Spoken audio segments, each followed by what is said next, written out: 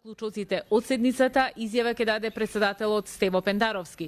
Веднаш потоа претседателот Пендаровски ќе одговара и на вашите прашања. Претседателе, повелете. Добро, ја мислам да немаш некој друго име за денеска. Здраво, здраво на сите. Денеска ја одржавме сет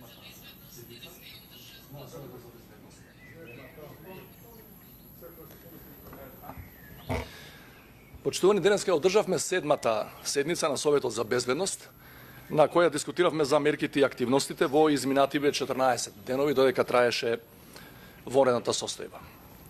Присутни на седницата беа претседателот на Собранието и на владата, министрите за одбрана, внатрешни и надворешни и членовите на Советот, професорите Гоцевски, Љатифи и Марковиќ. Присутен на моја покана беше и министерот за здравство Венко Филипче. Членовите на Советот дискутираа за активностите на владата и на другите надлежни органи во периодот од 17 мај до денес. Освен реферирањето на премиерот и надлежните министри, министерот Филипче информираше за најновиот развој на пандемијата, кај нас и за стручните проценки и предвидувања за наредниот период. Јавноста е веќе информирана дека бројот на новозаболени и за жал на починати наши сограѓани започна да расте во последниве денови. Точно е дека во најголемиот број од општините ситуацијата е стабилна, но за неколку општини постои сериозна загриженост. Со оглед на последните трендови, премиерот Спасовски на седницата го образложи барањето на владата за прогласување на дополнителни 14 дена воредна состојба. Почитувани, имајќи го во предвид последниот развој на настаните и зголемениот број на заразени и починати лица, во текот на денешниот ден ќе донесам одлука за прогласување на нови 14 дена воредна состојба, која ќе започне да тече од утре. Тука сакам посебно да нагласам дека одлуката за новите 14 денови е поврзана исклучиво со намерата да и се овозможи на владата и на останатите надлежни институции поефикасно да се справуваат пред се со здравствените, но и со економско-социјалните ефекти од пандемијата и нема никаква корелација со датумот на парламентарните избори, што е предмет на договарање во поинаков политички формат и по сосема други комуникацијски канали различни од Советот за безбедност. Почитувани, во оваа прилика ќе ми дозволите да упатам три пораки. Една до граѓаните, една до владата и една до лидерите на политичките партии. Прво до граѓаните. Сакам да им се заблагодарам на огромното мнозинство наши граѓани за тоа што веќе трет месец крајно, дисциплинирано и совесно ги почитуваат препораките за заштита на своето здравје и здравјето на своите најблиски. Истовремено сакам да упатам апел до нив, до сите нас, да не се опуштаме и со тоа да ги доведеме во прашање сите позитивни резултати кои ги имавме до сега во борбата против пандемијата. Ние оваа битка сигурно ќе ја добиеме, но мораме да останеме совесни и одговорни до самиот нејзин крај. До владата. Негативните трендови забележани во некои општини не смеат да бидат повод да се враќаат рестриктивните мерки на целата територија и кон сите граѓани. Надлежните органи и министерства мора да ги санкционираат сите граѓани кои не ги почитуваат мерките, без исклучок, неселективно, сосема независно од нивната етничка и верска припадност. Со неказнувањето на оние кои свесно не ги почитуваат законите, се остава простор за враќање на кризата, на самите почетоци и крајно неоправдано, заради тоа сите останати треба да ги трпат рестриктивните мерки, иако за сето време ги почитувале и законите и препораките. До политичките лидери кои учествуваат на така наречените лидерски средби. Државата нема парламент. Постои техничка влада која има лимитирани овластувања. Ситуацијата е премногу сериозна. Затоа барам од сите нив да бидат на висина на историската одговорност и да се договорат за датумот на следните парламентарни избори, за да добиеме институции со полн капацитет и политички легитимитет. Државата едноставно не може и не смее со месеци да функционира само ако има воведена вонредна состојба. И благодарам.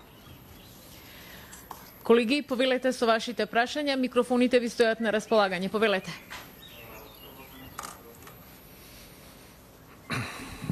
Добар ден, председателе. Михаил Видимлиски, канал 5 телевизија. Споменавте неколку општини, особено биле загрижувачки во однос на бројките.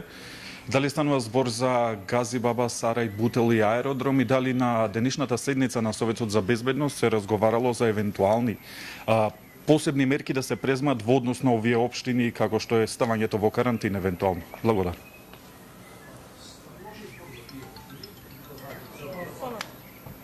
Стануваше збор за тие општини, јас би рекол попрецизно за делови од тие општини. Меѓутоа не стануваше збор за конкретни мерки, бидејќи тоа е работа на кризниот штаб кој предлага мерки, сет на мерки и активности до владата и таа понатаму на своја седница тоа го утврдува. Меѓутоа беше напомнато особено во излагањето на министерот за здравство. Значи не е надлежноста на Советот за безбедност, но во насока на информирање за да имаме поцелосна, позаокружена слика за тоа што се случува пред да ја донесеме евентуално одлуката за нова военна состојба и тоа беше презентирано и отприлика тие општини беа споменати. Благодарам. Дали одлуката беше донесена едногласно или имаше и поинакви мислења за воредната состојба? Советот за безбедност е советодавно тело на председателот и јас сите нив со должна почит кон нивниот и политички капацитет и личен интегритет и стручни познавања се разбира, јас ги слушам, меѓутоа одлуката јас ја носам. Нема никакво гласање и нема или надгласување на Советот за безбедност и затоа на ниедна седница на Советот на крајот не се постава прашањето ајде сега да гласаме за било која мерка.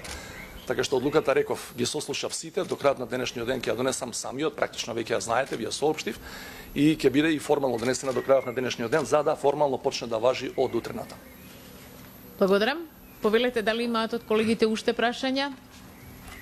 Во меѓувреме повели Предпоставувам дека се истите.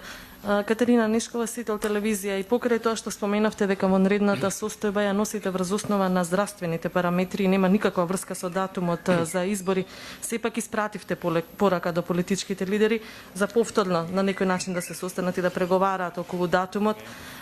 Дали ова значи дека очекувате тие да одредат датум до 5 јули, односно до оној датум кога најрано според вонредната состојба би можело да се одржат избори? Да повторам уште еднаш и да ги споредиме датумите кои минатиот пат беа шпекулирани во таа насока. Во практично во рамки на истата теза дека минатиот пат ако немаше повеќе воредна состојба, дека избори ќе има на 21.6 или не знам 28.6 и така натаму. И ви реков тоа ни тогаш ни сега нема никаква релација. Факт е дека политичките лидери имаат комуникацијски канали меѓу себе, тоа јавно го кажуваат. И факт е дека јас имам комуникацијски канал и практично секојдневна комуникација со секој од нив. Она што го знам допред некој ден, барем додека не излезе ова нова ситуација во делот на трендовите врзани со пандемијата, неколку од тие клучни, да ги наречам, да не се навредат другите политички лидери, главните во власта и во опозицијата, беа прилично блиску до датум, прилично блиску. Ако смееме да шпекулираме, ако ми е дозволено да шпекулирам без да спомнувам имиња и датуми, тие беа во рамки на 10 до 15 дена, можеби и поблиску според одредени нивни искажувања, затоа што во тие нивни комуникацијска размена на мислења се спомнува и неработен ден како можност за гласање, не само недела како што е до сега, бидејќи тоа е возможно. Со промена на закон или со уредба со законска сила може да се гласа и во среда, да речеме. Меѓутоа, она што јас го знам е дека во последните 2 дена тие комуникации се прекинати, претпоставам заради новиот развој на ситуацијата, меѓутоа јас реков и сакам да го нагласам тоа уште еднаш. Во рамки на оваа порака што ја упатив на крајот и до лидерите на парламентарните политички партии, дека државата не може вечито да биде во военна состојба за некако да функционира. Ние ќе мораме да имаме институции политички, нивно е да решат кога е според нив најдобро да имаме датум за избори, меѓутоа факт е дека короната ќе трае, факт е дека вакцина не е ни најавена дека може да има. Многу држави во светот шпекулираат дека е можно и цела 2021 да немаме вакцина и се престројуваат во согласност со тие проценки, вклучително и политичките процеси кои треба да доведат до кредибилни и легитимни политички институции. Например, вчера има препорака на Светската здравствена организација до земјите членки, вели Сметајте, можеби ќе се смени тоа на подобро, дај Боже и утре да имаме лек, меѓутоа вели сметајте дека новата школска година од 1 септември треба да продолжи да биде онлайн. Че ние, знаејќи го тоа, сите сме одговорни и совесни луѓе и граѓани, мораме да размислуваме како сите процеси во државата, и економски, социјални, здравствени, образовни и политички, да ги правиме и во време на корона, која за жал е тука и ќе остане извесен временски период со нас. Повели. Уште едно прашање вам, председателе Пендаровски. Еви, предмалку потенциравте дека земјава нема парламент, распуштено е собранието. Присуствуваше ли денеска собранискиот спикер Талат Џафери? Во која функција тој денеска е тука? И на една од претходните седници на Советот го поставивме тоа прашање. Мислам дека одговарав на дел од тие прашања, дури и коментирав дека ако целокупниот пратенички состав практично прима и понатаму пратенички плати, дека тоа е парламент кој постои. Друго прашање е зошто не се свикува. И тоа да оставиме тоа прашање на страна, бидејќи денеска мислам дека тоа прашање не ни е приоритетно, беше, се разбира, повикан како председател на парламентот, на собранието. Членови на Советот се, освен другите, по устав. Тоа е уставна категорија и тројцата председатели на собрание, на влада и на држава. Значи, повикан е во тоа својство. Сонја Делевска од Сакам да кажам постави прашање дали на Советот за безбедност стана збор за датумот на избори и како е вашето лично мислење што е понебезбедно. Самиот чин на гласање кој ќе трае неколку минути за кој се очекува да има соодветни протоколи за заштита и на избирачките тела и на гласачите или пак пазарењето по маркетите и пазарите на кои не се почитуваат пропишаните мерки. Знаете, ако правиме проценки што е поопасно, ја мислам дека практично се е опасно. Еве, до овој момент, па дури ова последново што ни е зголемување на ново заразени, според експертите е затоа што имавме нели семејни и религиозни некакви собирања во изминатиот период и тоа сега се појавува на површина. Меѓутоа од завчера ги отворивме кафаните, рестораните, кафетериите и тие се илјадници на број. Не велам дека сите не ги почитуваат препораките, меѓутоа знаете и самите дека некаде не се почитуваат. А тоа се места на кои се собираат поголем број на луѓе, и млади и повозрастни. Што ако од завчерашното отворање на јавните локали за некоја недела од сега добиеме повторно некаков мал пик? Не можеме, затоа се вратам на претходно прашање и мојот претходен одговор. Не можеме да кажеме дека во септември, во јуни, во јули, во август дека ќе биде битно поинаку. Затоа што државата нужно мора, како сите држави во светот, да се отвара. Мерките мора да попуштаат. Бидејќи поинаку ќе дојдеме во економска катаклизма, не катастрофа.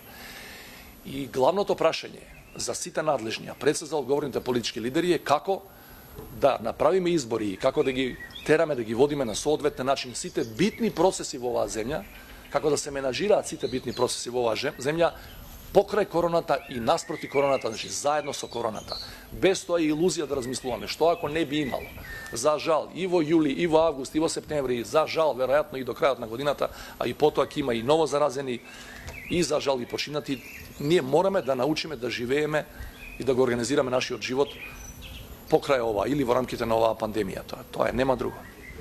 Колеги, доколку немате други прашања, председателе, ви благодарам, а вам, почитувани представници на медиумите, за интересот за денешната пресконференција. Пријатно.